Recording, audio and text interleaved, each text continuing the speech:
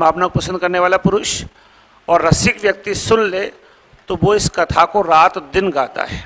ऐसा किसने कहा?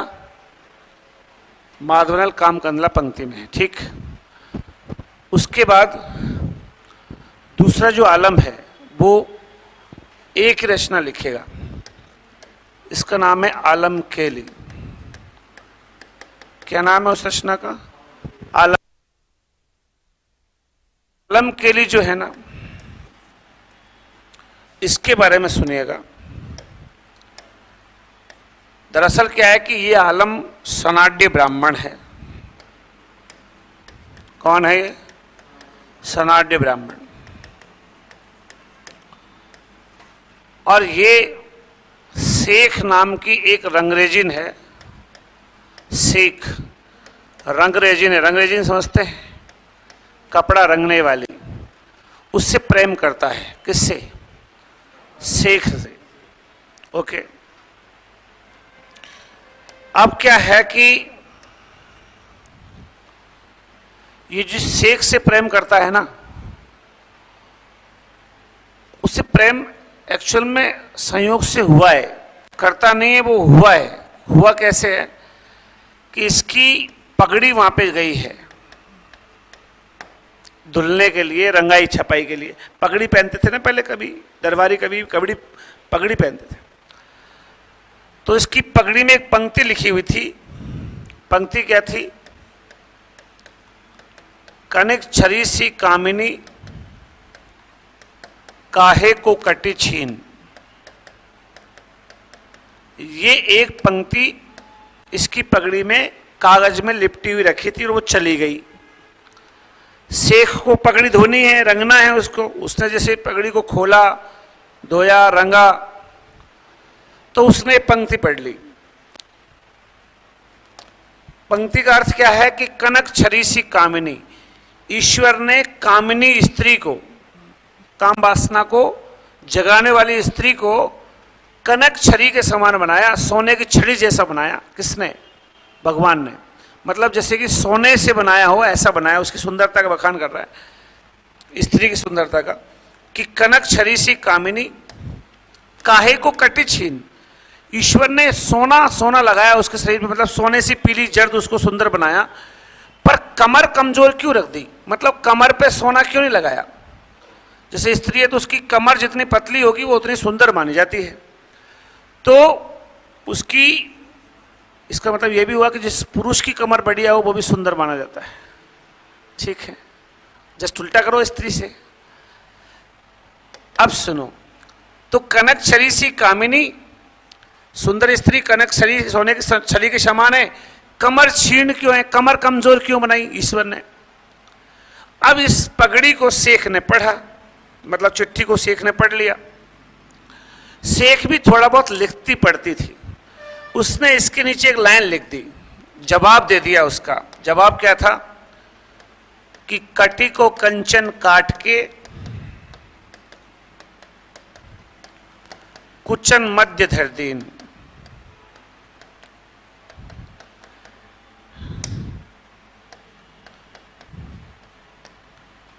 मतलब ईश्वर ने पूरी स्त्री को सोना, सोना का मतलब यहां उसके शरीर में जो मांस लगा है ना, मांस, उसको क्या मान ले? गोल्ड। तो शरीर को जैसे ईश्वर ने सोने की छड़ी जैसी बनाई, मतलब पूरे पे मांस लगाया, यानी सोना लगाया। पर उसकी कमर पे मांस क्यों नहीं लगाया? कमर को कमजोर क्यों कर दिया? तो इसका जवाब उसने दे दिया। किसने? किसने दिया जवाब? शेख ने।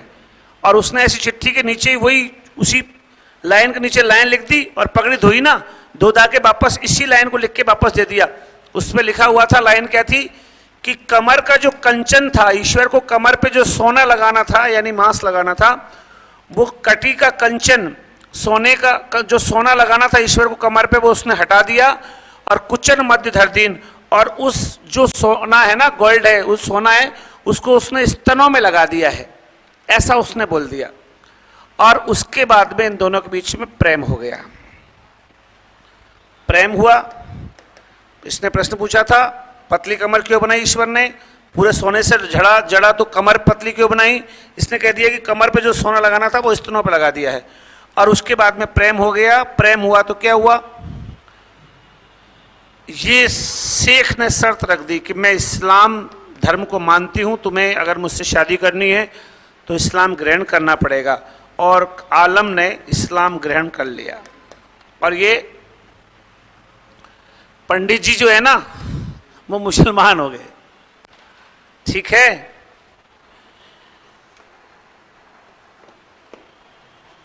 रंगीन मिजाजी और आशिकी के धनी हो गए। अनेकन ताथल कंकर बैठे चुन्यो कर, जाथल की ने भी हर अनेकन। जिन जगहों पर अनेक प्रकार से विहार किया, भ्रमण किया। नायिका को याद कर रहा है, नायक नायिका के चले जाने के बाद याद कर रहा है। अब वो कह रहा है कि जिन स्थानों पर बैठ के हमने क्या किया, विहार किया, भ्रमण किया। ताथल कंकर बैठे चुन्यो करे, उन जगहों पर बैठ करके अब मैं कंकर बीन रहा हूं, मतलब अकेला खाली हूं। कंकर ही बीनता है आदमी अकेले बैठा होता। जाथल की ने भी हरे अनेकन, ताथल कंकर बैठे चुन्यो करे, जा रस नासो करी बहु बातन, जा रस नासो करी बहु बातन। और जिस जीव से अनेक प्रकार से बातें करी थी, तारस नासो चरित्र गुण्यो करे।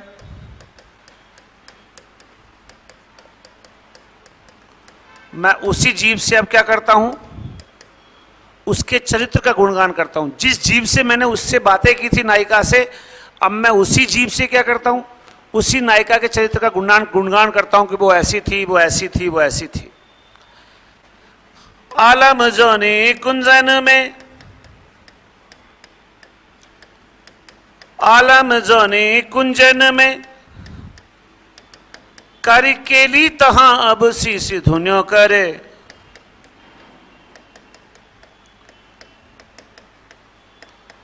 जिन कुंजों में, जिन लताओं में, जिन बगीचों में केली करी, मतलब रास रचा, क्रीड़ाएं हुई, अब वहां पे क्या करता है, ये जाकर के माथा धुनता है, मतलब अकेला रहता है तो बुरा लगता है।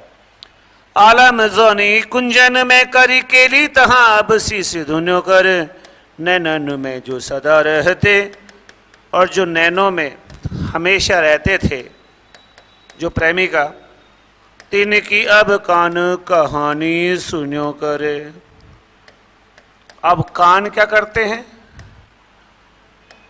उनकी कहानी सुना करते हैं कि वो आज वहाँ गई थी, उसका ससुराल वहाँ है, उसके ये हुआ था, ये हुआ, ये हुआ, ये हुआ।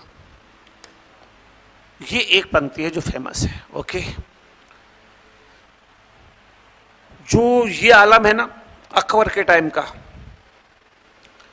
इसका सुदामा चरित्र भी है। और आपको पता है सुदामा चरित्र खास किसका है? नरोत्तम दास का। फेमस तो उसी का है ना, यस या नो? हाँ, तो ये आप लिखो, एक बार थोड़ा सा लिखो आप। इतिहास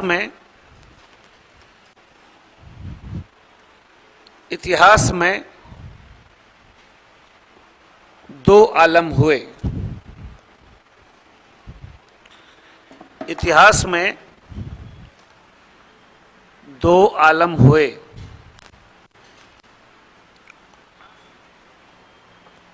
इसके बाद लिखो प्रथम आलम, ए लगा के लिख दो, ए आलम लिख दो।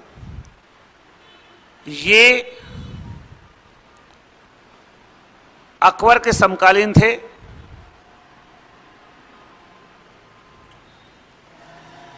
ये अकबर के समकालीन थे।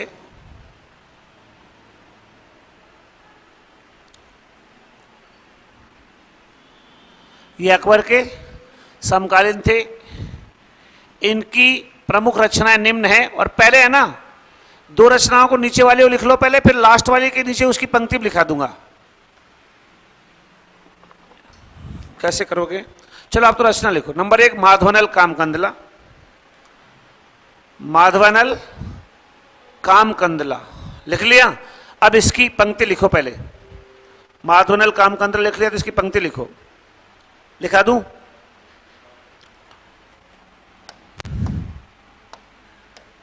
प्रीतिवंत सुने जो कोई,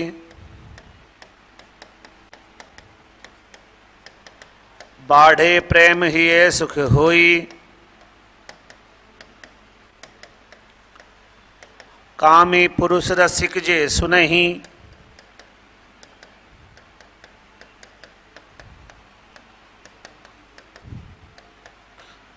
तिन ये कथा रैन दिन गुनहि।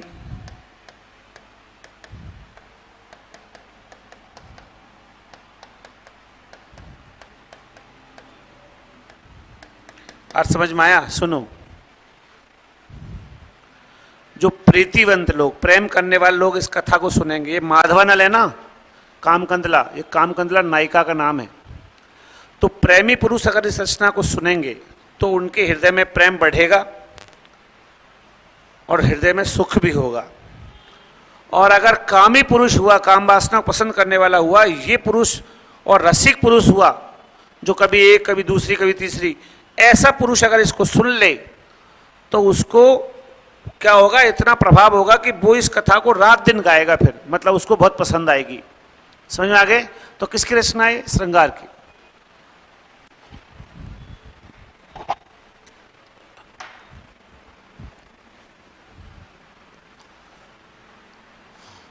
इसको लिख दो एक बार।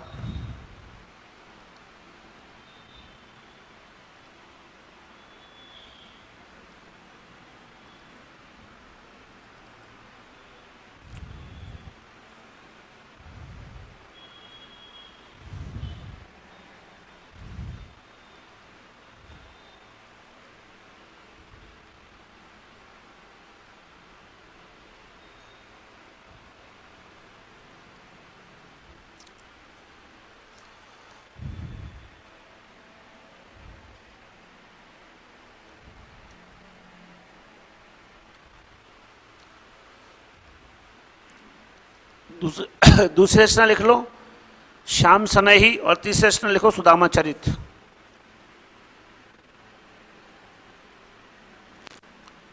श्याम सनेही और सुदामा चरित।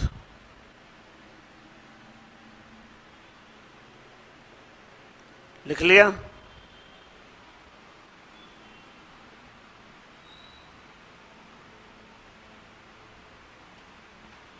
यस या नो?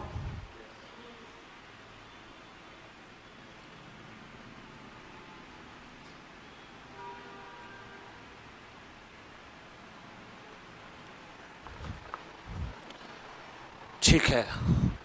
इसके बाद लिखो बी, दूसरे आलम पे आ जाओ।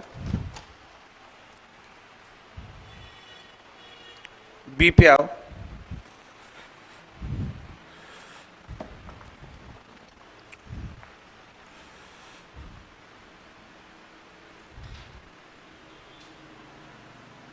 बी, ठीक है।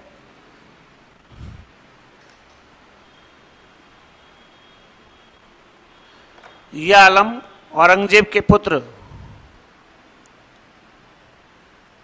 यह आलम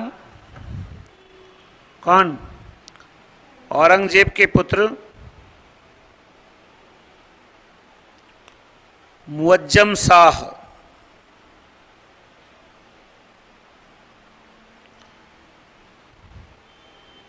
के समकालीन थे।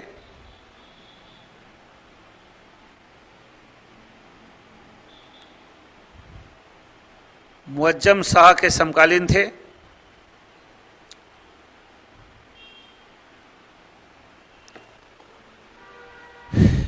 इनकी एकमात्र प्रसिद्ध रचना है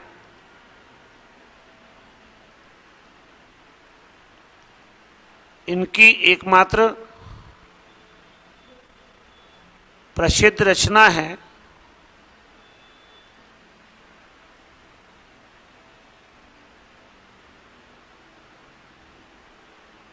और उस रचना का नाम लिख दो क्या?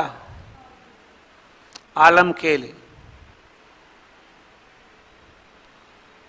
इनकी एकमात्र प्रसिद्ध रचना है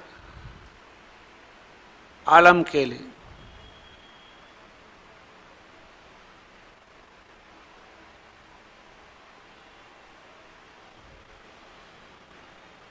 जीवन परिचय लिखो। जीवन परिचय।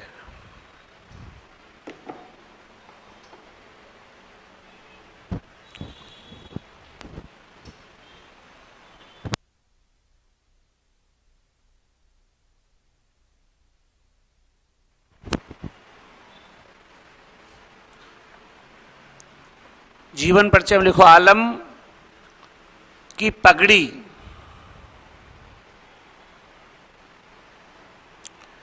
एक बार शेख नामक रंगरेजिन के पास, शेख नामक रंगरेजिन के पास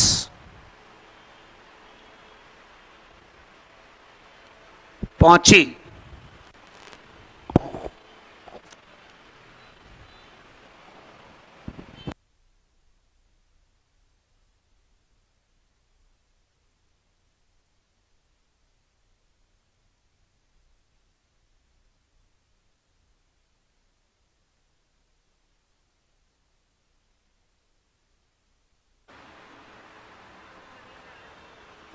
मैं आ जाऊंगा 9:30 के बाद, 9:45 तक आ जाऊंगा, 9:30 बजे आ जाऊंगा।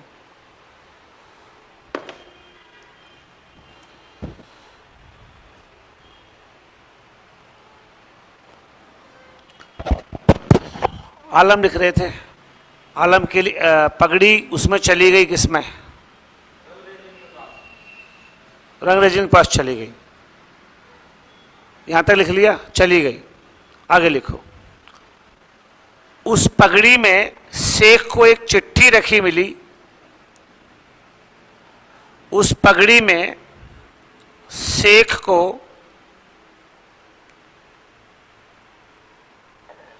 एक चिट्ठी रखी मिली,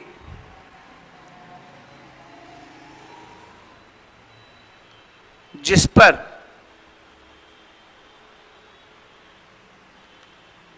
लिखा हुआ था, जिस पर लिखा हुआ था, कनक छरी सी कामिनी काहे को कटी छीन, कामिनी काहे को कटी छीन। आगे क्या हुआ? इस पंक्ति के जवाब में, अगला लाइन से लिखो, इस पंक्ति के जवाब में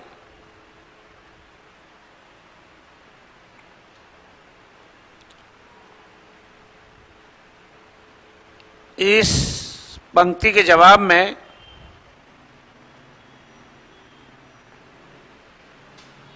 शेख ने अपनी तरफ से नई पंक्ति जोड़ दी। शेख ने अपनी तरफ से नई पंक्ति जोड़ते हुए, शेख ने अपनी तरफ से नई पंक्ति जोड़ते हुए लिख दिया। नई पंक्ति जोड़ते हुए लिख दिया। क्या लिखा शेख ने?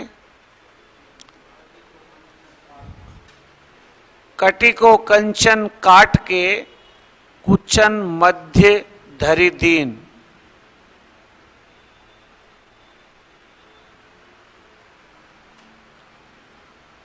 कटी को कंचन काट के कुचन मध्य धरी दीन।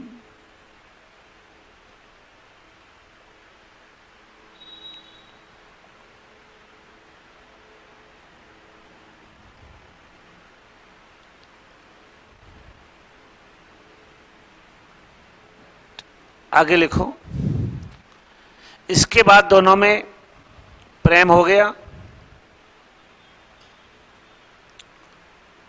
इसके बाद दोनों में क्या हो गया? प्रेम हो गया। और इसके बाद दोनों में प्रेम हो गया और शेख के कहने पर, और शेख के कहने पर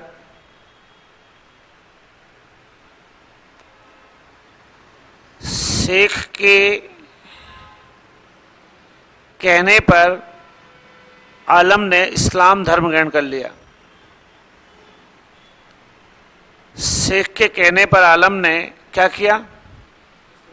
इस्लाम धर्म ग्रहण कर लिया।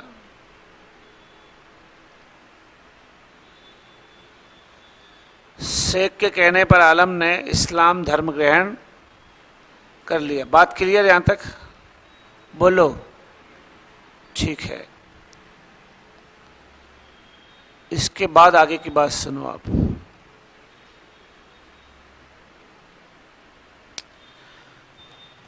आलम की एकमात्र प्रसिद्ध रचना है आलम केली।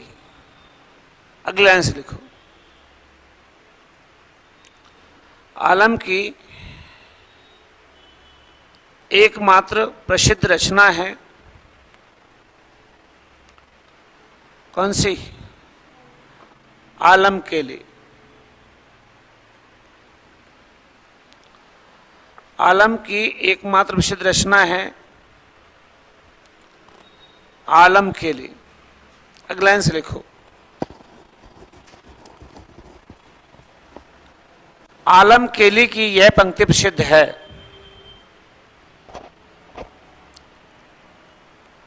आलम केली की यह पंक्ति प्रसिद्ध है। आलम केली की यह पंक्ति प्रसिद्ध है। पंक्ति आप लिख दीजिएगा। जाथलिकी ने भी हर अनेक नेता थले कंकर बैठे चुनियो कर।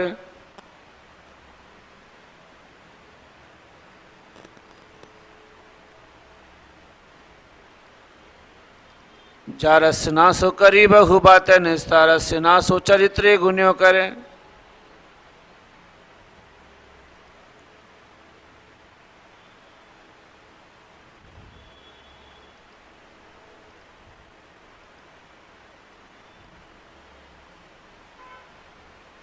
जारस ना सो करी बहु बातन तारस ना सो चरित्रे गुण्यो करे।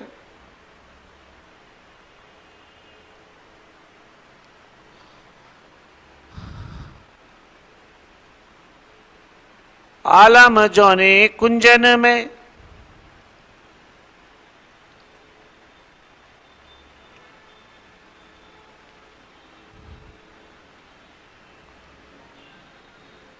आलम जोने कुंजन में करी केली तहां अब शीश धुन्यो करे।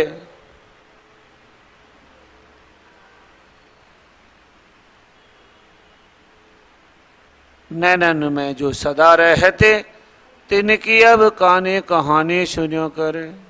उसके दो उपनाम लिखने पड़ेंगे आपको आलम के। एक तो है प्रेमोन्मत्त कवि। आलम आलम सेकंड वाला ही है ना, वही तो है रीति मुक्त आलम। एक बात सुनो, यहां पे ये जरूर लिख लेना कि रीति मुक्त आलम यही है, क्योंकि उससे क्या काम, वो तो है भक्ति काल का आलम है, अपन तो रीति काल पढ़ रहे हैं। ठीक,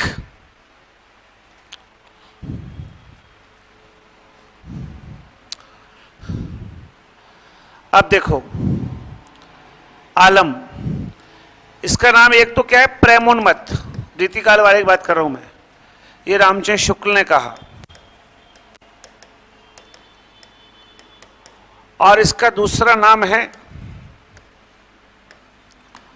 फकीरी ठाठ बे आशिकाना मिजाज के कवि।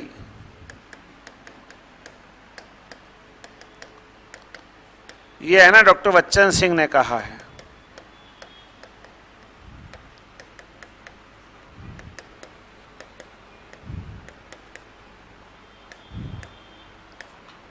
ये किसने कहा? डॉक्टर